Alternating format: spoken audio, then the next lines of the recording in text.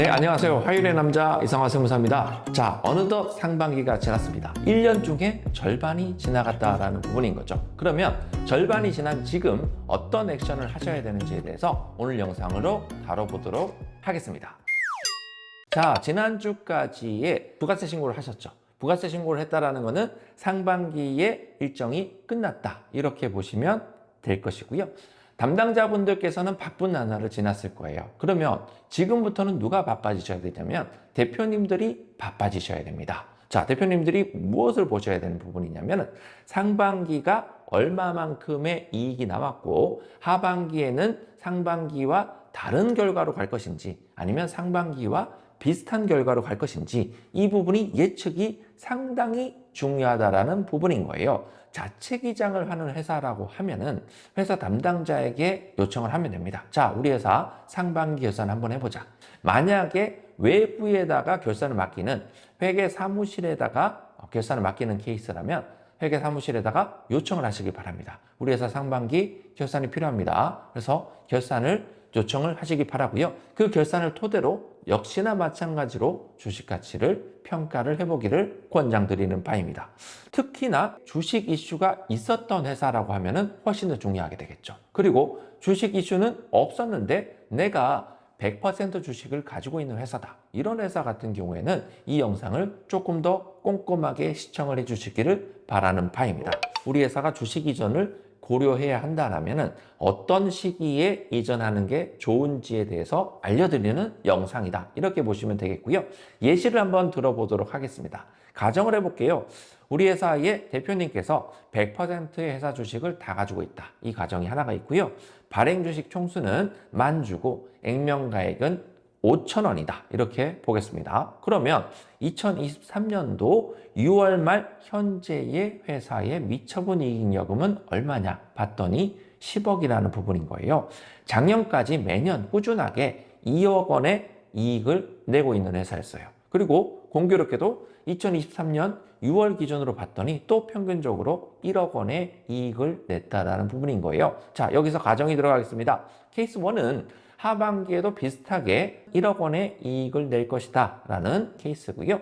케이스 2는 하반기에 이익이 급상승합니다. 3억 원의 이익을 봐서 이익이 증가한다라는 부분. 케이스 3은 하반기 예상이익이 오히려 마이너스 1억 5천의 결손이 난다, 그래서 이익이 감소하는 구조를 보이고 있습니다. 자, 그렇게 되면은 현 시점의 주식 가치는 얼마인지 산정을 한번 해보겠습니다. 2023년 6월달 기준에 한 주당 평가액은 16만 4천 원으로 나타나고 있고요. 우리 회사 주식 가치 총액은 16억 원으로 나타나게 됩니다.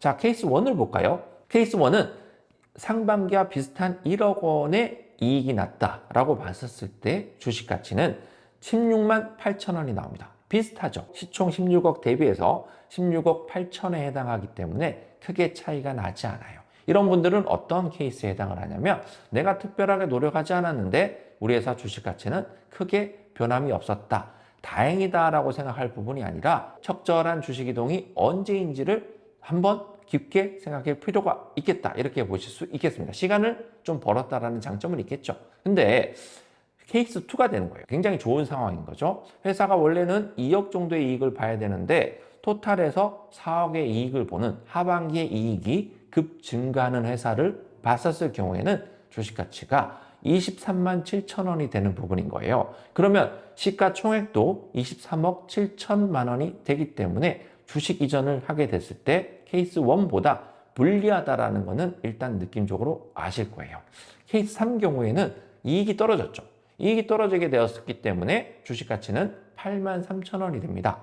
거의 반 정도에 육박하게 떨어질 수도 있겠다. 그러면 회사 가치는 8억 3천만 원에 해당되겠습니다. 자, 이 상황에서 현 시점에 주식을 이전하는 경우하고 하반기에 케이스 하나, 두 개, 세 개별로 이동하는 케이스를 가정을 한번 해볼 텐데요. 대표님의 자녀는 2명이 있습니다. 2명이 있고 각 자녀에게 20%씩 주식을 증여한다라고 가정을 해보겠습니다. 증여세 얼마 나올까요? 현 시점에 증여를 하게 되게 되면은 자녀 한 명당 4,400만 원의 증여세가 나오게 됩니다. 우리 회사 주식 가치가 16억을 가정을 해봤을 때 20%를 주게 되면은 이만큼의 세금이 나온다는 거죠. 8,800만 원. 두 명의 자녀를 합치면은 8,800만 원이 나오게 됩니다.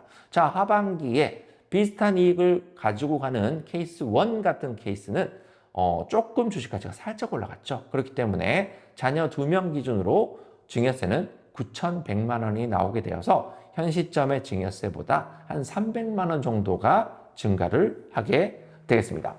자, 케이스 2 같은 케이스는 많이 올라갔죠. 이익 자체가 많이 올라가기 때문에 주식 가치는 많이 올라가게 돼서 증여세가 1억 4,500만 원이 나오게 됩니다. 현 시점의 증여세보다 무려 5천만 원이 증가하는 결과가 나타나게 됩니다. 자, 반면에 케이스 3 같은 경우는 주식 가치가 많이 하락하게 됩니다. 그러면 증여세는 2,560만 원이 나오죠. 정리 한번 해보죠. 현 시점에 증여하게 되면 8,800만 원, 케이스 1은 9,100, 케이스 2는 1억 4천, 케이스 3는 2억 5천. 자, 이게 뭐야? 라는 생각을 하시는 분들이 있을 거예요. 만약에 이런 경우를 한번 생각해 볼 수 있겠습니다.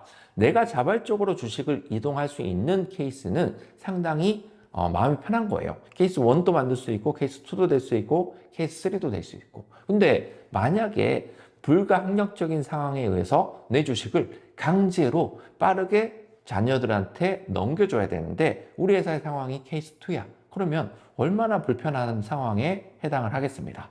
그래서 이 시점에 결산을 한번 미리 살펴보는 게 왜 중요한지에 대해서 거듭 강조하는 부분에 해당을 하겠습니다. 자, 일단은 상반기 결산 자료와 하반기 예측을 통해서 올해의 이익 규모와 올해 말에 잉여금이 얼마가 될지를 예측할 수 있다는 걸 말씀을 드릴 수 있겠죠. 그러면 이를 통해서 중간 배당도 해보는 계획도 세울 수가 있겠습니다. 회사 운영을 위해서 하반기 자금 계획과 현 시점의 자금 상황을 고려를 해야지 배당을 할 수 있겠죠. 현금 흐름이 없는데 배당을 할 수 없다라는 부분인 거예요. 그렇기 때문에 현 시점에 자금 계획을 잘 세워야 된다. 중간 배당을 하기 위해서는 이익을 나는 상황과 우리 회사의 자금 규모를 같이 고려해 보면서 진행을 해야 된다. 이렇게 보시면 될 것 같고요. 또 하나 살펴보셔야 되는 부분인 게 배당을 하게 되면은 주주들의 세금이 올라갑니다. 근데 소득세는 올라갔지만 우리 회사의 잉여금은 제어할 수 있다는 부분인 거예요. 잉여금을 제어했다는 것은 주식 가치를 낮출 수 있다는 얘기가 되는 거고요.